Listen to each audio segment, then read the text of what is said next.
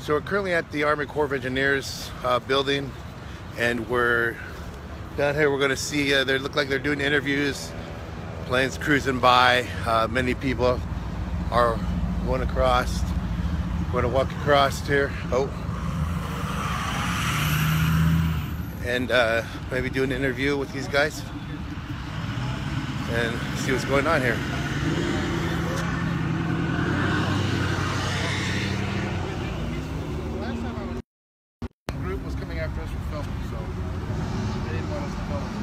Which group was that? Up by the road at the intersection where the pipeline is. Oh, the group there, or yeah. Was it the Warren County or police? No, it was your guys. Who's my guys? Yeah. Or is it just because I'm brown? It's my guys. Yeah. the protesters. The protesters. I know there's water protectors, but not protesters. Protectors. The protectors came after us for filming on the side of the road. Really? Yep. Who you with? CBS. Oh, CBS. I think it was because they were in prayer, and I think they asked them not to film in prayer. We weren't anywhere near prayer, and they continued to film. Is that what happened this morning? It wasn't near prayer. It was on the side of the road, away from people. They drove in and blocked us. Actually, the just to educate about the man camps is that it's documented. What I asked, but you say well, peaceful prayer. Yeah, but they were going to burn a truck up on the railroad. But I'll answer you. Okay. The man camps are known for trafficking, sex trafficking. And actually, we have people there that documented the sex trafficking. Now, this is something you're not educated on because you got that look on your face. But whatever they did, I did not see it. And it's not everybody that is in the belief of, if they did try to burn a truck, it's not everyone that believes that. Oh, I believe you 100%. There are agitators. But I also got agitators from the Dakota Access Pipeline documented that they were in the crowd as well. And they try to cover up. These guys we know, just like you guys know your fellow officers. Yeah, and we chase them down. These are the same faces, though, that we see at just about every protest that we have, or any ceremony, whatever it is that day. We see the same group that causes us problems, and they're the same group that lights fires, the same group that throws Molotov cocktails, the same group that lights vehicles on fire after they soak a rope in kerosene. That's what we see in this morning. There were peaceful people in that group. Oh yeah, there were agitators. And there's definitely people that are trying to make sure they police the area, make sure that that doesn't happen at all. We appreciate that. We appreciate that because it makes it stressful for everybody. And my job my job here is to document both sides. But I was just at the Morton County Police Department trying to get in with Kirschmeyer. He would not let me in. All the officers left, and then they told me to stand on that side of the crack. So I stood on that side of the crack, and then they told me to walk across the road and escorted me, and then walked away. What we're looking for here is to be a part of that educational tool so we can educate them as well. I don't know if you guys know about the 1851 treaty, but that treaty is still tribal land over there. And the Dakota Access Pipeline is crossing sacred sites. And so that's what I've been documenting. I'm a cultural monitor out in Nevada. And one thing I know is that there's desecration on the sites, 86 notice sites. But I remember specifically that they actually didn't follow the protocol. They continued to film when they were asked not to during prayer. Whether it's justifiable, whether you're saying that's stacking on top, but there is protocol, and that was what we were asking to honor. Thousands of media have come through and have honored that. Fox News was one of them that wouldn't honor it. Morton County Police newspaper, there were the other ones that wouldn't honor that. And CBS, this guy wouldn't honor it. So there's only a handful of guys that don't respect that. They got to get the shot. They got to get the timeline. They got to meet tonight's deadline. They just don't get it.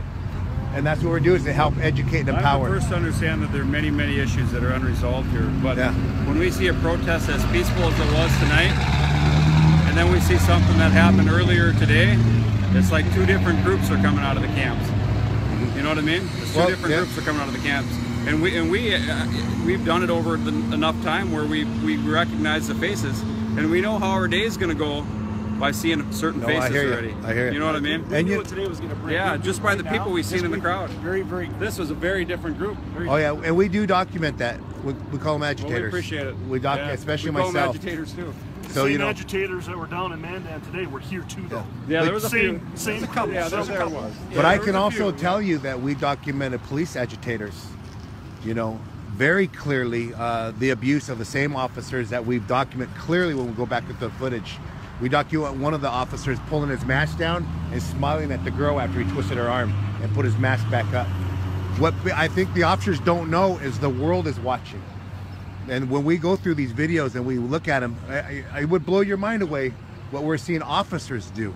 And that's what we started documenting. And we got over 100 cameras on the officers as well as you guys got back. Well, I think we can agree to disagree. Yeah. I think that we can both say that you can edit film. Oh no, it's straight. It's not. No, it's not edit. It's straight. This is straight. So all my films are straight. What is your site? Can we see it? Oh yeah. No, I'm not asking. How do we find your site? Well, with the last officer called me Myron. They know me. You guys have briefed on me. You know, I'm filming and documenting, right? I was waiting for a drone. I was waiting See? for the drones to come out. Myron. Yes, Myron, right? So I document and I follow the laws of North Dakota. Lately, the laws have been changing, not according to me. So I've been continually following the laws as best possible as I can to get in there and document as much as I possibly can. Well, we can agree it went well tonight. I appreciate that, guys. It didn't go so good at the. Didn't go so good when they tried to burn up that truck earlier. Well, today, it's not always our intentions, but I appreciate that, guys. Thank you, guys. Thank you. Yeah.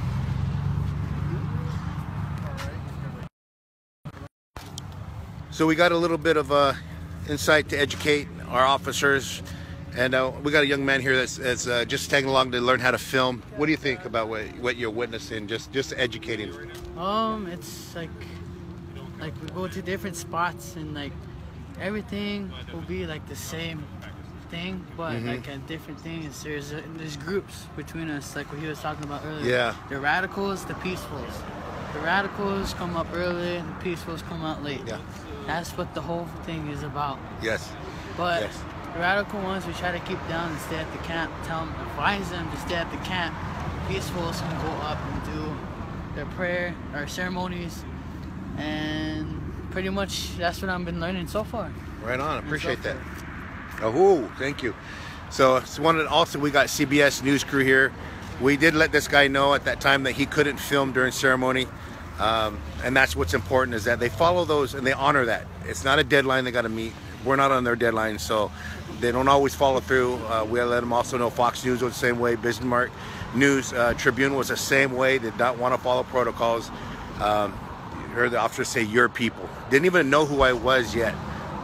Your people, and that's the conversation. Is the race is right there off the bat.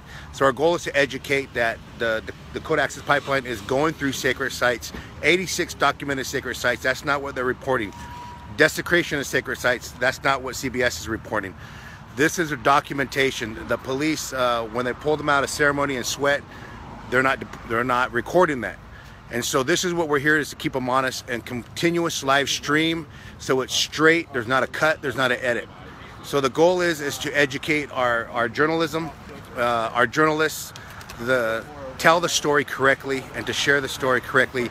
Indigenous people have been here over 500 years in time immemorial. So when we got to continue to educate that we've been here, and we're going to continue to share the story, and we're going to continue to articulate it through indigenous eyes, that these are the protocols that even Western culture needs to learn, and they will not teach you any of this in school. So we're going to walk across and just continue to educate and empower our non-native relatives why we're here and what we're doing, and how important it is to tell and share the story on the Dakota Access Pipeline, and what we like to say, no DAPL. And so we want to make sure that all these things are okay and accurately interpreted. That's the most important, is that we accurately interpret the story. So this is the Army Corps of Engineers when we were at, what did we come across? What did we come across? Yeah, we're in the midst of it. So let's go one more time. We're gonna go. So this is the Army Corps of Engineers department, and yes. We met last time. Oh, how you doing? Yeah, I'm good. We were here the night the bridge went up. Oh yeah. So I was at Help me that next morning. chasing me. Really? Yeah. The DAPL security. Oh, private security guys? The guy with the pack with the AR-15. Really? Yeah. He jump out with it at you, or? Oh yeah. He tried to ram me in my car, and actually I got away from him. And we got footage of him jumping off the side and going down around everybody, almost running people over. And then another vehicle had subdued him, got in his way, and we were able to get out of there. But he had a gun, and on his Facebook post he said, sometimes, he goes, I don't want to kill, but sometimes you're you'll get in a position to where you may have to. That That's was dangerous. his comment. And That's so scary and dangerous. nothing happened to him. Also, the DAPL the DAPL worker a few days ago fired off a 9mm. I don't know if you've seen that. It was all live because the girl, it fell on his truck, and as he was driving away, he went bum bum bum bum bum bum bum bum. Plug it in. So Did you guys get all that on video? it was all on video. It was on Facebook Live.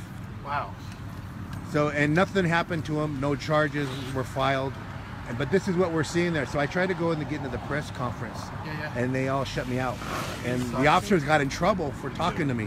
They came out and pulled him out and said, you know, that's Myron. Sucks. So this is what I'm saying to you guys. You know, there's certain things that we are seeing that aren't okay. But the other thing is you got to have equal press. Sure. That second question. Yeah. Sure. Yeah. Thank you guys. Yeah. No problem. So U.S. engineers. we're at the U.S. Army Corps of Engineers and to continue to educate, empower on the indigenous issues here, and to keep spreading the word on why indigenous people have been in the struggle for the last 500 years and continue to do it the second decade of the 21st century. So we'll say that with a good word, good mind, good heart, Bija Yadawa, and I'm grateful that I was able to speak to these officers here and just share a little bit about what their thoughts were with you guys about their concerns when a certain group participates, and they know who they are, even when they wear a mask, and the outcome is different. So I had a little bit behind the scenes because we were trying to find these guys, like Orelta was saying. When we looked, we saw all the mobilization over there by the airport, but they didn't come because those guys weren't here, which was interesting. And what kind of is sharing, when I think what I need to share with everyone is that it's important that when certain groups participate, it puts everyone in danger. And that's what we don't want. And like, so like the radicals. The guys that always try to set shit on fire. That's not who we are. We're peaceful. It's like terrible for people to do that, you know. And so I'm glad, you know, we're trying to cover all angles. And that's all we're asking Morton Police Department is let us come into the press releases and articulate what we're seeing as well, because it's not being, we're not given the opportunity to articulate our side of the story. So again, aho, many blessings, Bija, Numa Shinami, Yadawa, Mogoi, in a good way. To all our relations out there doing no DAPLs across the country and around the world, we want to say thank you for your solidarity, for your contributions, your support in helping articulate the issue at all levels in education in your local areas, your local Army Corps of Engineers, the local banks that you're going to, and the Wells Fargos and the different areas in Capital One. Also to the government, I want to say thank you guys for going up there and lobbying on our side on the behalf of all our indigenous people and spreading the word. Many blessings to the FAA that's going to reach out and contact the FCC and the United Nations and all our relations and our family and our relatives, sending much love out to our children and our grandchildren, my grandchildren, and my mini-me's, my son and daughter, to all our relations in the four directions. Pisha, Numa, Shinama, Yadawa, Biwa.